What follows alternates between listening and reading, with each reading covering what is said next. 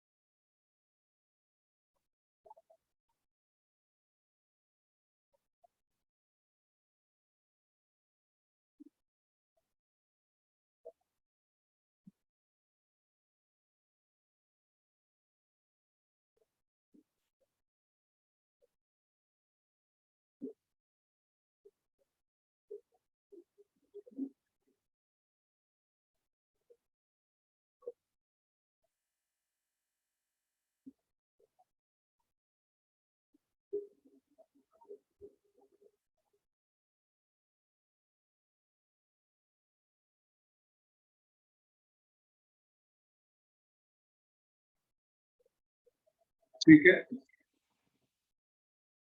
निधि का mic on नहीं है।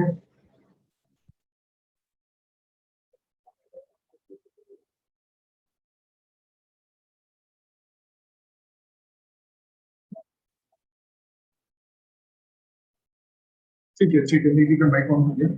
चलो अपन स्टार्ट करते हैं क्लास। तो कल अपन सिमुलेशन के क्वेश्चन सॉल्व कर रहे थे और एक क्वेश्चन मैंने दिया था तुम लोगों को सॉल्व करने। ठीक है, तुम लोगों ने शायद कंप्लीट कर लिया होगा, तो अपन एक बार उसको मैच कर लेते हैं, उस क्वेश्चन को, उसका सॉल्यूशन मैच कर लेते हैं।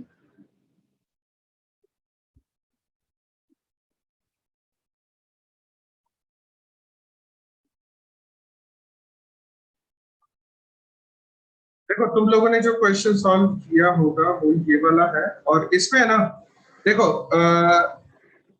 लास्ट वाला जो टाइम आ रहा होगा तुम्हारा, सर्विस कंप्लीशन वाला जो टाइम आ रहा होगा, वो आ रहा होगा 9:26। एक बार चेक कर लो, बस ये चेक कर लो कि लास्ट वाला सर्विस कंप्लीशन जो टाइम आ रहा है वो 9:26 आ रहा है। अच्छा, एक बार ये भी चेक कर लो कि जो वेटिंग टाइम का टोटल आ रहा है वो 140 आ रहा है, और आइडल टाइम का जो टोटल आ रहा है वो 12 आ रहा है। वेटिंग टाइम का टोटल आ रहा है 140 और आइडल टाइम का टोटल आ रहा है 12। यहां तक किसी को कोई प्रॉब्लम नहीं हुई? सबका हो गया यहां तक कंप्लीट? ठीक है, चलो। अब देखो ये क्वेश्चन क्या पूछ रहा था, ये क्वेश्चन पूछ रहा था probability of petrol pump being idle. ठीक है, फर्स्ट क्वेश्चन था कि प्रोबेबिलिटी है, आइडलनेस की प्रोबेबिलिटी बताओ, प्रोबेबिलिटी ऑफ आइडलनेस बताओ, फर्स्ट क्वेश्चन। ठीक है, तो फर्स्ट क्वेश्चन कैसे सॉल्व करेंगे समझ।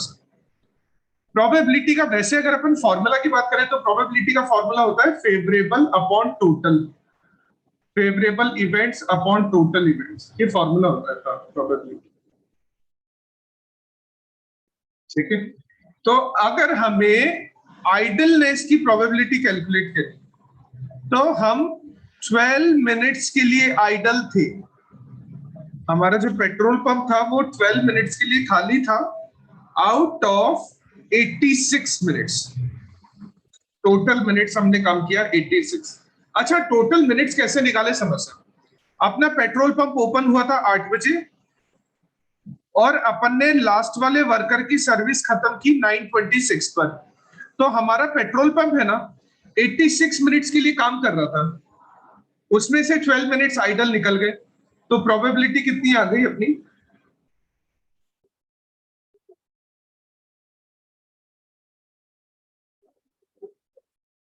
प्रोबेबिलिटी कितनी आ गई?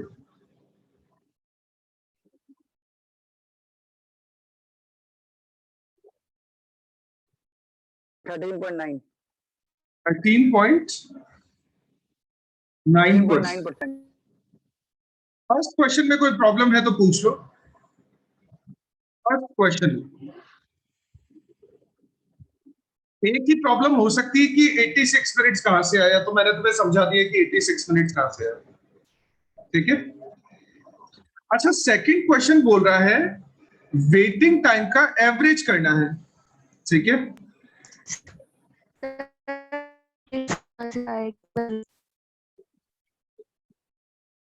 क्या कह रहे हो, हमारी आवाज नहीं आ रही।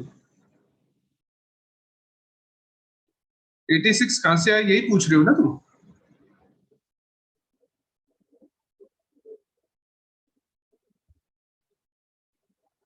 टोटल टाइम 86 कहां से आया?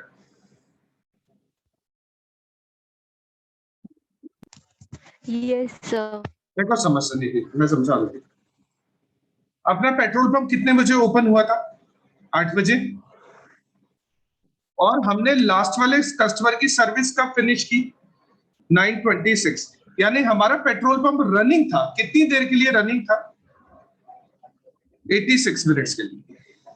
8 बजे से 9 बजे तक 60 मिनट तो वो हो गए और 26 मिनट्स और हो गए ऊपर के, तो 86 मिनट्स है।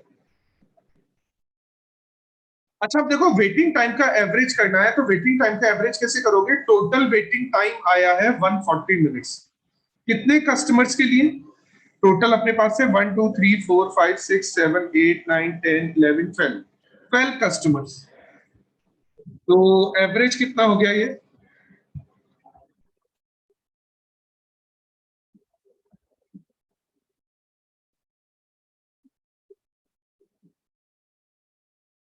एवरेज कितना?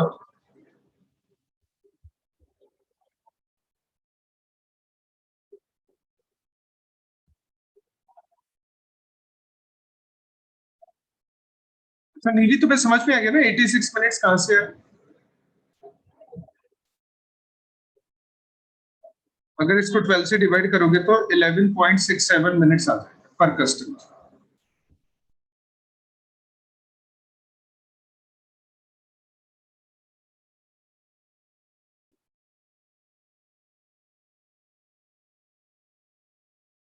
तो दोनों क्वेश्चंस में कोई प्रॉब्लम है तो पूछ लो। अगर तुम्हें दोनों क्वेश्चंस को सॉल्व करने में कोई प्रॉब्लम है तो पहले।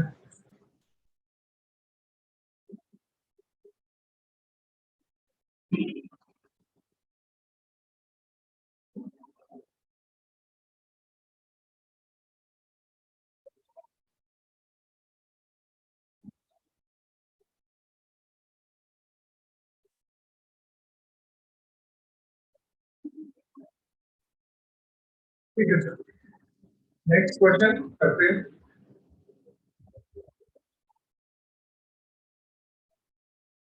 क्वेश्चन नंबर 33 तुम लोग कर लो, फटाफट से सॉल्व कर लो। देखो क्वेश्चन नंबर 33 में है ना, टाइम और उसकी प्रोबेबिलिटी और टाइम उसकी प्रोबेबिलिटी दो बार गिवन है। ठीक है, तो टाइम और उसकी प्रोबेबिलिटी दो बार गिवन है ना, तो इससे अपना क्या है ये रेंज बन जाएगी। A1 के लिए तो ये वाली रेंज हो जाएगी और A2 के लिए ये वाली रेंज हो जाएगी। ठीक है,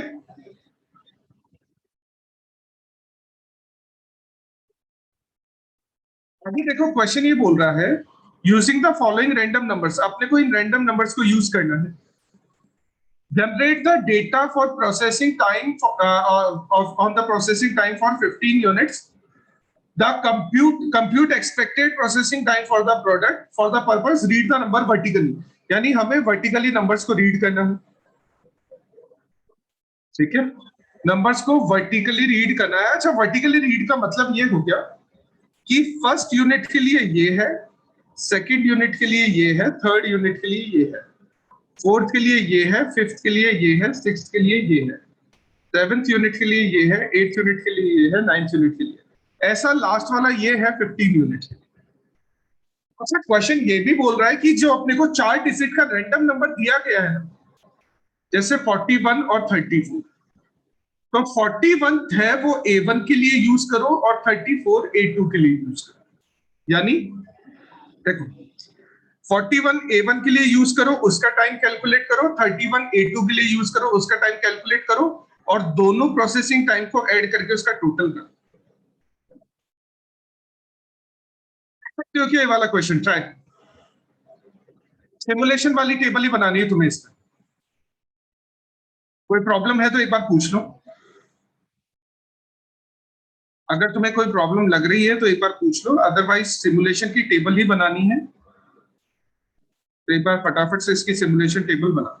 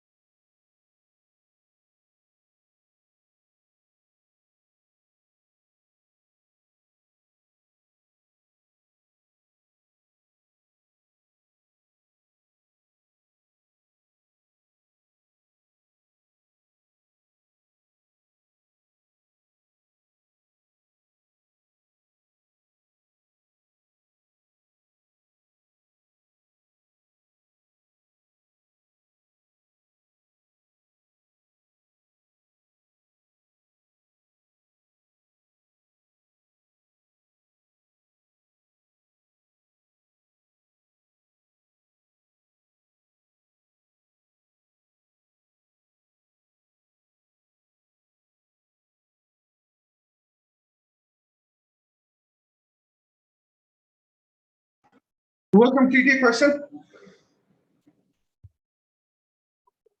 सर 5 मिनट हो रहा है।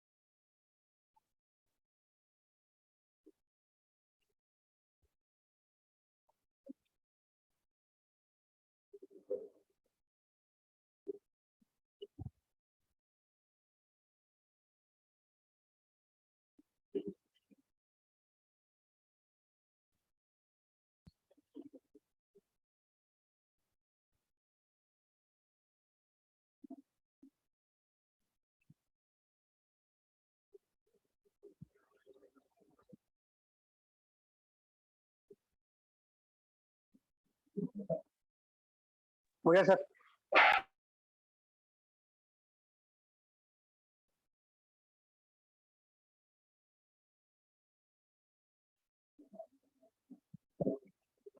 अगर हो गया है तो एक बार मैच करो 167 और 349 क्या आ रहा है क्या? 182, 167 और 349, 349 आ रहा है क्या फाइनल आंसर? Yes sir 314। और एवरेज आ रहा है 23.27। एवरेज चेक करो, एवरेज पूछा है इस क्वेश्चन। 23.27, 23.27 एवरेज आ रहा है क्या? ठीक है, समृद्धि करेक्ट है तुम्हारा। अगर 23.27 आ रहा है तो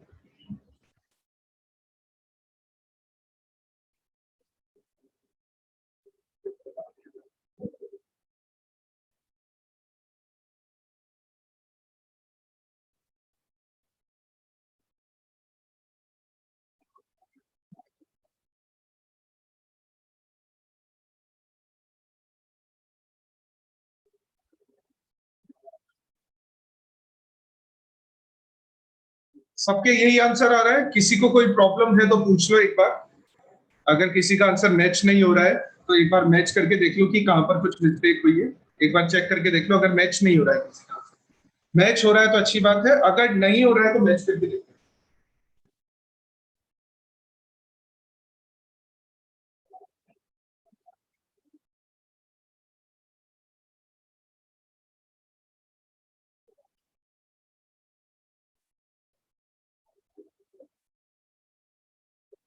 ठीक है, तो अब नेक्स्ट क्वेश्चन ट्राई करते हैं। आसान क्वेश्चन है, पढ़ के देख लो एक बार, ये तो तुम लोग कर लोगे सॉल्व। आसान क्वेश्चन है। देखो, कॉस्ट और उसकी प्रोबेबिलिटी, रेवेन्यू और उसकी प्रोबेबिलिटी गिवन है। Cost, probability, revenue, probability. अपने को यहाँ पर सीक्वेंस 1 और सीक्वेंस 2 गिवन है, तो सीक्वेंस 1 कॉस्ट के लिए है और सीक्वेंस 2 रेवेन्यू के लिए है। ठीक है,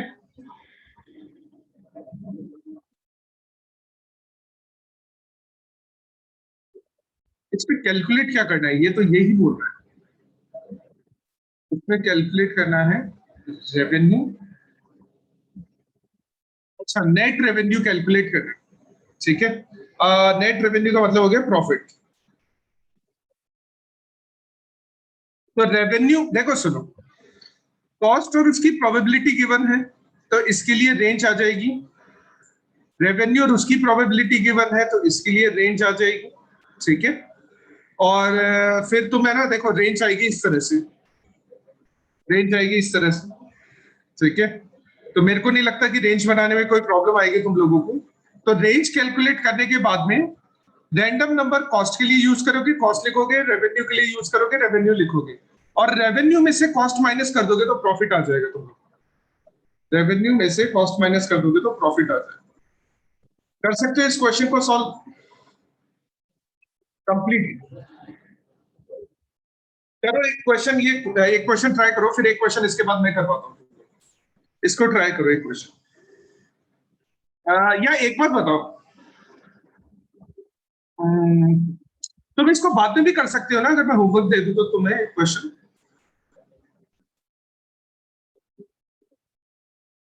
ठीक है, तो इसको फिर बाद में कर लेना, होमवर्क का है तुम्हारा।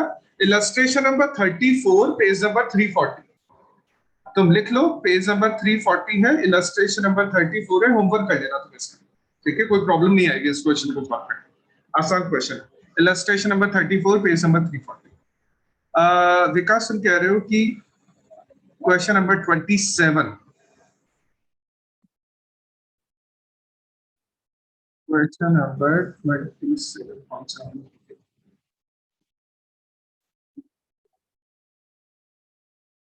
हमने ट्राई किया था विकास, क्वेश्चन नंबर 27। इसकी ये वाली टेबल बतानी है क्या तुम्हें, प्रॉफिट वाली टेबल, ये वाली टेबल? हाँ ठीक है, चलो फिर विकास एक मिनट वेट करो, मैं सबको ही करवा देता हूँ। देखो क्वेश्चन नंबर 27, ठीक है, तो क्वेश्चन नंबर 27 डिमांड दे रखी है, प्रोपोर्शन का मतलब प्रोबेबिलिटी गिवन है, तो इससे रेंज कैलकुलेट कर लोगे, और रेंज कैलकुलेट इस तरह से हो जाएगी। देखो, रेंज कैलकुलेशन में मेरे को नहीं लगता कि कोई प्रॉब्लम है। उसके बाद क्वेश्चन में बहुत सारा डेटा गिवन है। डेटा ये गिवन है कि कॉस्ट आती है 60 रुपीज, सेलिंग प्राइस है 80, तो प्रॉफिट हो गया 30 का,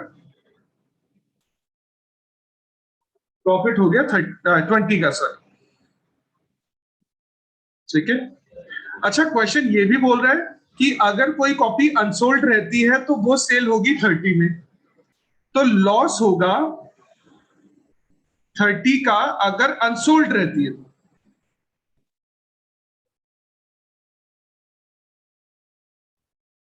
ठीक है, अब क्वेश्चन ये बोल रहा है कि आगे ये नीचे गिवन है कि 20 साल के लिए, 20 इयर्स के लिए अपने को रैंडम नंबर्स गिवन है।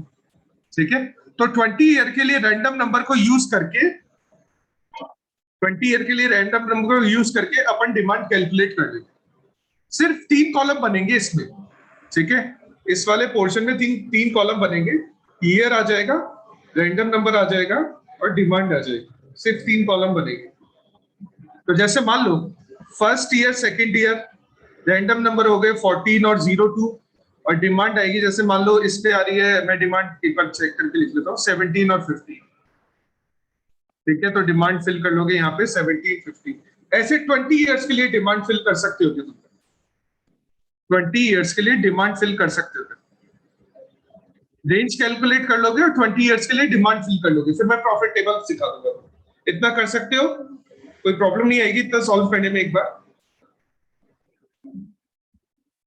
तो एक काम करो, इतना करो, तुम 20 इयर्स के लिए सिर्फ डिमांड कैलकुलेट करो, और विकास तुम थोड़ा सा वेट करो एक बार, जब तक ये सब लोग 20 इयर्स के लिए डिमांड कैलकुलेट कर ले, तब तक थोड़ा सा वेट कर ले।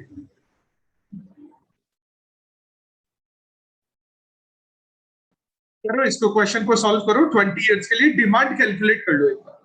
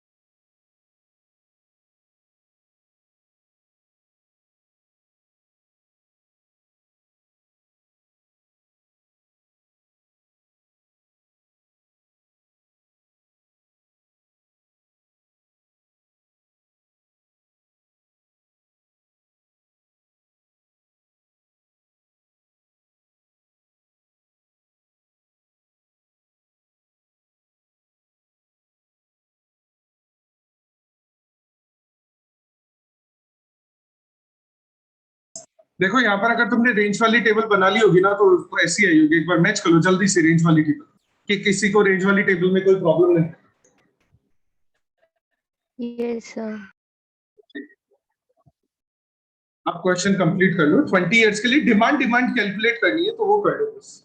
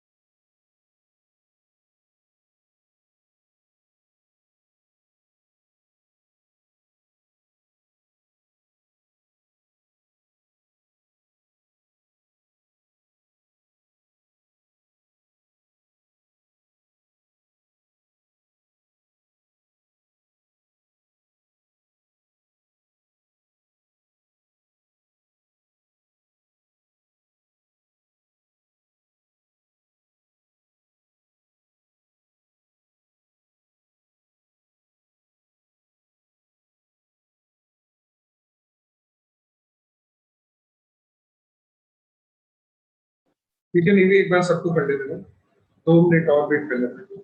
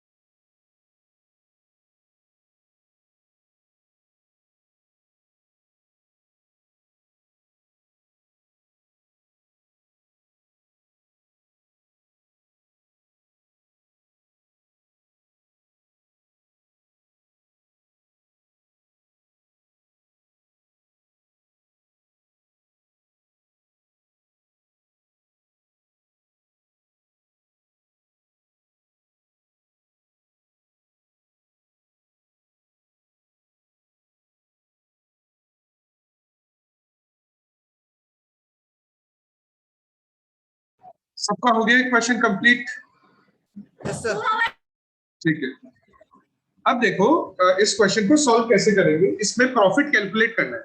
क्वेश्चन ये बोल रहा है कि है ना, calculate the average profit under each course of action open to the manager, what is optimum policy, इस तरह से क्वेश्चन पूछ रहा है। तो इसमें अपन प्रॉफिट कैसे कैलकुलेट करेंगे, उसके लिए ना मुझे है ना तुम्हें दोनों टेबल, प्रॉफिट वाली टेबल बनानी पड़ेगी, लेकिन साइड बाय साइड दिखानी पड़ेगी। तो समझना अपन प्रॉफिट कैसे कैलकुलेट करेंगे। देखो क्वेश्चन ये बोल रहा है कि मैनेजर के पास सारे कोर्स ऑफ एक्शन अवेलेबल है, मतलब उसकी जो डिमांड है मिनिमम 15 बुक्स की है और मैक्सिमम 22 बुक्स की है। तो वो हर साल 15 बुक्स भी परचेज कर सकता है, 16 भी कर सकता है, 17 भी कर सकता है, 18 भी कर सकता है, 19 भी कर सकता है, 20 भी कर सकता है, 21 भी कर सकता है, 22 भी कर सकता है। 50 से कम नहीं करेगा, 22 से ज्यादा नहीं करेगा। ठीक है, तो उसके पास में क्वेश्चन के अकॉर्डिंग सारे कोर्स ऑफ एक्शन अवेलेबल है। तो सबसे पहले मैं लिख लेता हूं कोर्स ऑफ एक्शन। एक काम करो, इसको अपन इसी पे सॉल्व बंद।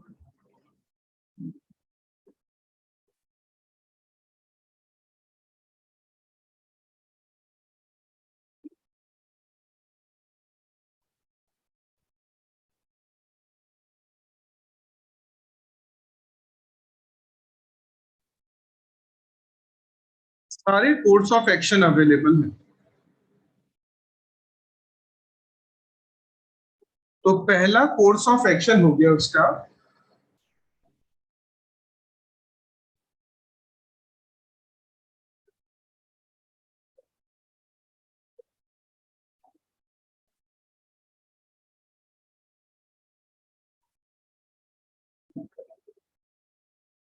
पहला कोर्स ऑफ एक्शन हो गया 16 बुक्स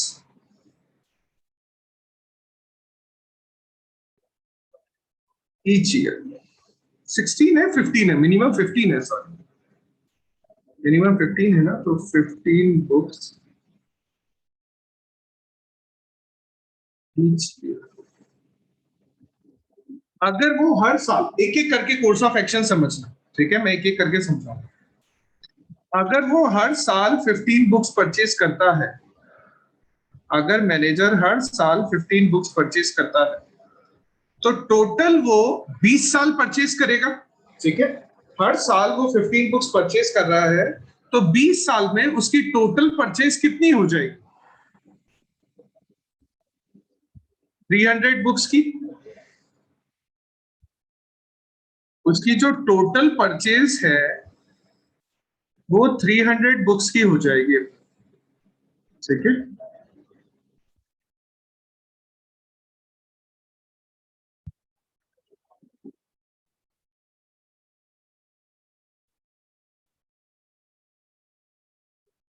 टोटल परचेज 300 बुक्स की हो जाएगी। अच्छा, उन बुक्स में से कुछ उसकी बुक्स सेल हो जाएगी और कुछ अनसोल्ड रहेगी।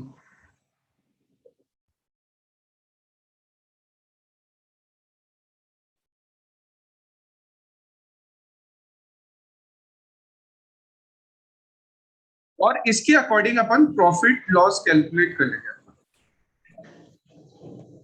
अच्छा, अब ये अपन कैलकुलेट कर लेते हैं कि कितनी बुक सेल होगी, कितनी बुक अनसोल्ड रहेगी, ये अपन कैलकुलेट कर लेते हैं। तो इसकी कैलकुलेशन के लिए अपनी काम में आएगी फर्स्ट वाली टेबल, जो अभी अपन ने टेबल बनाई है, यानी फर्स्ट का मतलब सेकंड वाली जो टेबल अभी अपन ने बनाई है, ये काम है। अच्छा है ना, देखो यहां पर तुम क्या करोगे, यहां पर तुम पेंसिल यूज करोगे, ठीक है, और पेंसिल से तुम टिक करोगे। कैसे टिक करोगे, समझ रहे? पेंसिल से तुम्हें क्या करना है, पेंसिल से तुम्हें या तो पेंसिल यूज कर लो, नहीं तो तुम ऑब्जर्व भी करोगे ना तो चलेगा। समझ, अपन ने हर साल कितनी बुक्स परचेज की है यहां पर? 15। ठीक है, अगर अपन हर साल 15 बुक परचेज करते हैं, तो अपने को इस क्वेश्चन में अपन ने ये डिमांड कैलकुलेट कर ली है। ठीक है, तो फर्स्ट ईयर की डिमांड आएगी 17 की, हमने परचेज की है 15, तो हमारी सारी की सारी बुक सेल हो जाएगी। कोई प्रॉब्लम है क्या इसमें?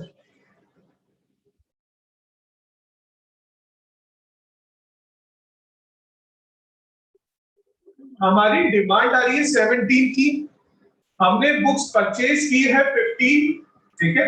तो हमने जितनी बुक्स परचेज की है वो सारी की सारी बुक हमारी सेल हो जाएगी, ठीक है ना? तो अगर हमारी सारी बुक सेल हो जाएगी, फर्स्ट ईयर की बात कर रहा हूं, ठीक है? चलो अब ऐसे कर लेते हैं, एक बार सेकेंड ईयर की कैलकुलेशन कर लेते हैं। सेकेंड ईयर में हमने परचेज की 15 और डिमांड भी आ रही है 15। हमने परचेज की 15, डिमांड भी आई है 15, तो हमारी सारी की सारी बुक सेल हो जाएगी सेकेंड ईयर। थर्ड ईयर में भी सारी सेल हो जाएगी, फोर्थ में भी सारी हो जाएगी, फिफ्थ में भी सारी हो जाएगी। अच्छा चेक करके देखो, और मैं तुम्हें शॉर्टकट सिखाता हूं। अपन 15 के लिए चेक कर रहे हैं ना, तो लेस देन 15 वाले नंबर्स ढूंढो। यहां पर कोई है क्या लेस देन 15 वाले कोई नंबर्स? लेस देन 15 वाले कोई नंबर नहीं मिलेंगे तुम्हें डिमांड में, ठीक है? तो इसका मतलब ये हुआ कि हमारी एक भी बुक अनसोल्ड नहीं रहेगी। जितनी भी बुक हम परचेज करेंगे सारी की सारी सेल हो जाएगी, तो मतलब हमारी 300 बुक सेल हो जाएगी। अगर हमारी 300 बुक सेल हो रही है तो प्रॉफिट होगा 20 का, और टोटल प्रॉफिट हो जाएगा 6000, ठीक है? एक कॉलम और बना लेते हैं अपन एवरेज प्रॉफिट का भी। सर ये वापस बताना एक बार इधर वाला। एक बार दोबारा से बता देता हूं, लेकिन उसके लिए मैं 16 वाला यूज कर लेता हूं, उसमें ज्यादा बेटर तरीके से समझ में आएगा। एवरेज प्रॉफिट का अपन बाद में फिल करेंगे। अच्छा, अगर मैनेजर हर साल 16 बुक्स परचेज करे,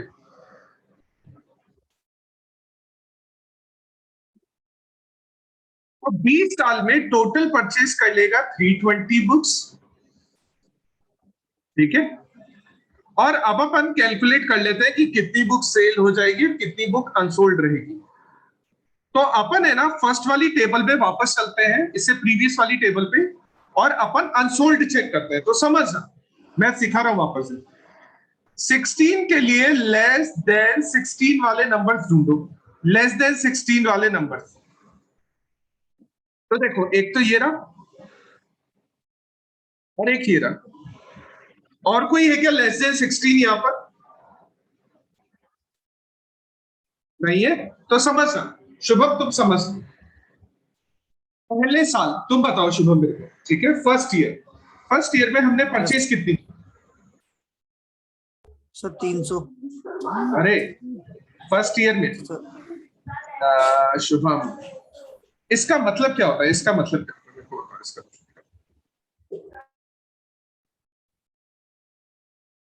ये जो मैंने यहाँ पर लिखा है ना 16 बुक्स ईच ईयर, इसका मतलब क्या होता है? सर 16 बुक ईच ईयर, मतलब सर वो हो रही है परचेज कर रहे हैं, परचेज, ये परचेज का है, क्योंकि एक्शन वो परचेज का ले सकता है, वो डिमांड का नहीं ले सकता। तो 16 बुक्स हर साल हम खरीद रहे हैं, ठीक है? अच्छा, अब फर्स्ट ईयर में कितनी डिमांड आई? फर्स्ट ईयर में कितनी डिमांड आई शुभम? सर 15 की। दोबारा देखो शुभम, फर्स्ट ईयर में कितनी डिमांड? 17 की। 17 की डिमांड है ना? तो हमने Yes, sir. जितनी भी बुक्स परचेज की है सारी की सारी सेल कर देंगे हम। Yes sir. अच्छा, सेकंड ईयर में सर 15 की आई है। हमने खरीदी कितनी है? 16। 16। तो जितने भी बुक्स हमने परचेज की सारी बिक जाएगी? नहीं सर, एक नहीं रह बिकेगी, जाएगी। एक रह जाएगी। अच्छा, थर्ड ईयर में बताओ सारी की सारी बिक जाएगी या कुछ रह जाएगी? थर्ड ईयर बिक जाएगी सर सारी। सारी सेल हो जाएगी जितनी भी अपन ने परचेज की है? Yes sir. अच्छा, ऐसा फोर्थ ईयर में सारी की सारी सेल हो जाएगी? Yes sir. और ऐसे अगर चेक करोगे तो 13 ईयर नंबर 13, 13वां ईयर, 13th ईयर, उसमें सारी की सारी सेल हो जाएगी?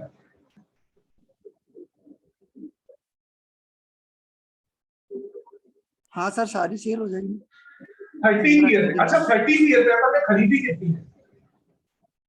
तो 15 की डिमांड है। अपन ने खरीदी कितनी है? और हर साल 16 बुक्स तो परचेज कर रहे हैं। 16 बुक्स ईच ईयर हम परचेज कर रहे हैं ना। Yes sir. मैं बात कर रहा हूँ second course of action. Second course of action में क्या लिखा हुआ है? सेकंड कोर्स ऑफ एक्शन में लिखा हुआ है कि 16 बुक्स ईच ईयर हम परचेज कर रहे हैं। ठीक है, दोबारा से दिखा देता हूँ। अगर तुम second Yes, course sir, of yes, action को देखोगे तो सेकंड कोर्स ऑफ एक्शन है कि हम 16 बुक्स हर साल परचेज कर रहे हैं। ठीक है, तो अगर तुम हर साल 16 बुक परचेज कर रहे हो तो ज्यादा डिमांड आ रही है, 16 से ज्यादा डिमांड आ रही है, तो इसका मतलब तुम्हारी सारी की सारी बुक सेल हो जाएगी। लेकिन अगर 16 से कम डिमांड आ रही है तो तुम्हारी बुक्स अनसोल्ड रहेगी। तो ऐसा इन 20 सालों में कितनी बार हुआ है? 2 बार ही हुआ है यस सर। कि हमारी 16 बुक से कम डिमांड आई। तो इसका मतलब ये हुआ कि हम परचेज तो कर रहे हैं 16 बुक्स, लेकिन सेल नहीं कर पा रहे हम 2 साल। कौन कौन सा ईयर? सेकंड ईयर और 13th ईयर। ठीक है ना? हम सेकंड ईयर और 13th ईयर में परचेज नहीं सेल नहीं कर पा रहे जितनी भी बुक्स हम परचेज कर रहे थे। दिक्कत है? Yes sir. यस सर, दिक्कत है या नहीं? नहीं सर, अब नहीं आएगी। पक्का? शुभम पूछ लो कोई दिक्कत है तो भी। मेरे को कोई प्रॉब्लम नहीं है दोबारा से समझना, लेकिन सर प्रॉब्लम तब इसमें तो रहेगी आ जब गया। दोबारा से देख लो एक बार शुभम, और देखो 17 के लिए दोबारा से समझना है। ठीक है, तो यहां पर अपनी 2 बुक्स अनसोल्ड रहेगी, मतलब हमारी 320 बुक्स यानी 320 बुक्स हमने परचेस की थी, उसमें से 2 बुक्स अनसोल्ड रही, तो हमने 318 बुक्स सेल कर दी। तो 318 पर तो प्रॉफिट होगा 20 का, और जो 2 अनसोल्ड है उन पर लॉस हो जाएगा 30 का, तो लॉस को अपन माइनस कर देंगे। तो अपना नेट प्रॉफिट कितने का आएगा?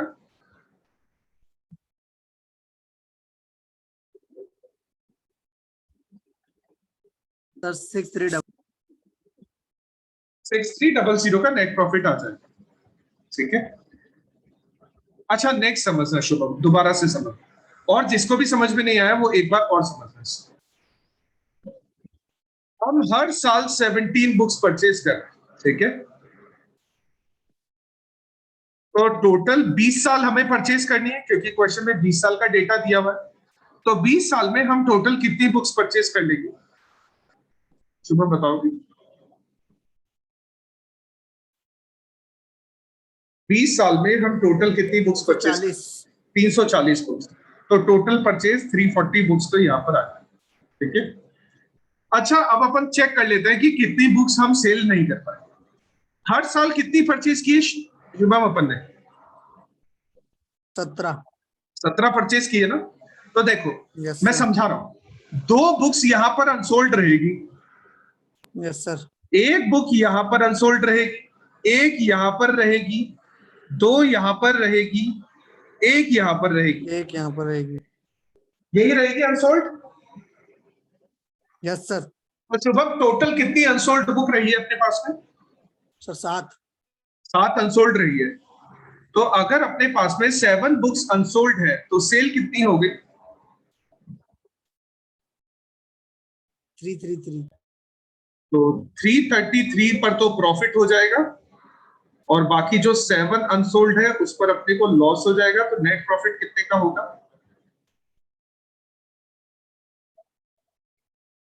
सर 6450। चलो 18 बुक्स के लिए भी देखो शुभम। ठीक है, बाकी सारे स्टूडेंट भी देख लो, सिर्फ शुभम के लिए नहीं, लेकिन बस शुभम को थोड़ा समझ में नहीं आया था इसलिए। अगर हम हर साल 18 बुक्स परचेज करें तो टोटल 360 बुक्स परचेज कर लेंगे हम 20 साल। टोटल जो हमारी परचेज हो जाएगी वो 360 बुक्स की हो जाएगी। अच्छा अब अपन अनसोल्ड कैलकुलेट कर लेते हैं। अनसोल्ड कैलकुलेट कर लेते हैं 18 के हिसाब से। तो 18 के हिसाब से अगर अपन अनसोल्ड कैलकुलेट करेंगे तो कैसे करेंगे? 1 बुक यहां पर, 3 बुक यहां पर, 1 बुक यहां पर, 1 यहां पर, 2 यहां पर, 2 यहां पर, 1 यहां पर, 3 यहां पर, एक यहाँ पर, एक यहाँ पर, दो यहाँ, यही रहेगा शुभम। Sir 18 book. तो टोटल अनसोल्ड आ जाएगी अपनी 18 बुक्स। 18 बुक्स अपन सेल नहीं कर पाए, तो सेल्स कितनी हुई अपनी, कितनी बुक सेल हुई है? 342। तो 342 पर, 342. ठीक है, 342 पर तो 20 का प्रॉफिट होगा, बाकी जो 18 बची उस पर 30 का लॉस हो जाएगा, और नेट प्रॉफिट कितना आ जाएगा? 6,300. 6,300। चलो एक और चेक कर लेते हैं। 19 नंबर, यानी अगर हम हर साल 19 बुक्स परचेज करें तो टोटल परचेज हो जाएगी 380 बुक्स। ठीक है, और अब अपन कैलकुलेट कर लेते हैं कि कितनी बुक्स अपनी अनसोल्ड रहने वाली है। ठीक है, अपन कैलकुलेट कर लेते हैं कि कितनी बुक्स अपनी अनसोल्ड रहने वाली है। तो अनसोल्ड के लिए कैलकुलेशन कर लेते हैं। 19 बुक्स के हिसाब से कैलकुलेशन करेंगे, ठीक है ना अपन? 19 बुक्स के हिसाब से तो नंबर्स रहेंगे 2 4 2 1 1 2 3 3 2 4 1 1 2 2 3 1, यही रहेंगे अनसोल्ड। Yes sir. टोटल कितनी हो गई अनसोल्ड? 34। 30.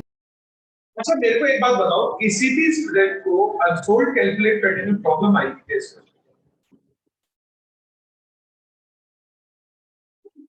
किसी को भी प्रॉब्लम आएगी क्या अनसोल्ड कैसे कैलकुलेट करना?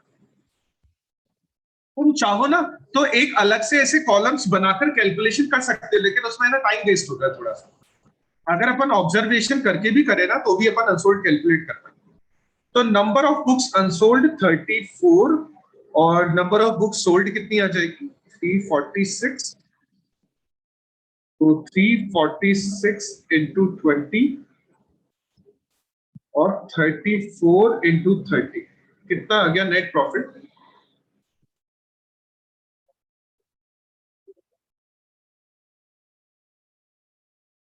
5900। 5900। विकास आ गया तुम्हें समझ में कैसे कैलकुलेट कर रहे हैं अपन? अच्छा है ना, देखो वैसे तो है ना इस क्वेश्चन में, मैं तुम्हें है ना लास्ट ईयर जब ये क्वेश्चन यानी इंटर में मैंने जब तुम्हें क्वेश्चन करवाया था ना, तब मैंने है ना तुम्हें ऐसे बीच में छुड़वा दिया था। देखिए समझ, बीच में छोड़ना इस क्वेश्चन में गलत है। क्वेश्चन बोल रहा है कि calculate average profit optimal under each course of action. जितने भी कोर्स ऑफ एक्शन अवेलेबल है ना, अपने को सबके लिए प्रॉफिट कैलकुलेट कर, सबके लिए।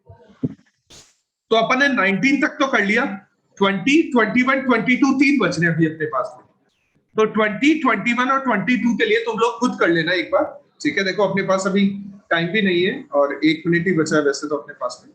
तो एक तो क्वेश्चन नंबर 34 तुम्हारा होमवर्क है, एक इसमें बचा हुआ 20 21 और 22 ये तुम्हारा होमवर्क है, ठीक है? इसको कंप्लीट कर लेना।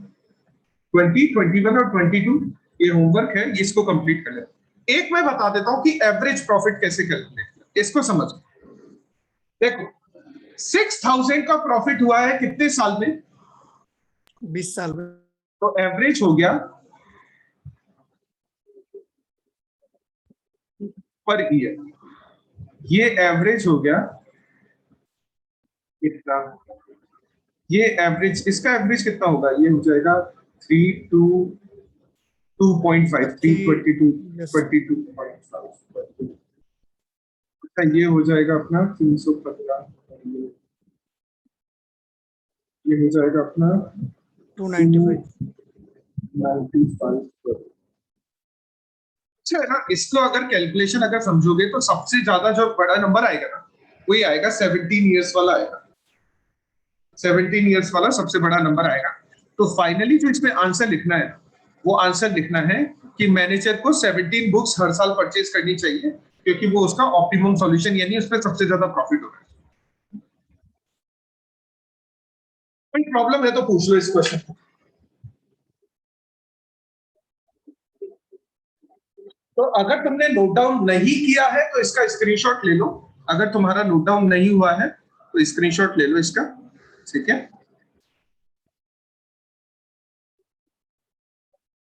और इसका ये जो बाकी 20, 21, 22 बचा हुआ है ये तुम्हारा होमवर्क कर लेना, और साथ में इलस्ट्रेशन नंबर 34 भी तुम्हारा होगा, इतना कर लेना, ठीक है। चलो आज के लिए काफी, इतना ध्यान रखना।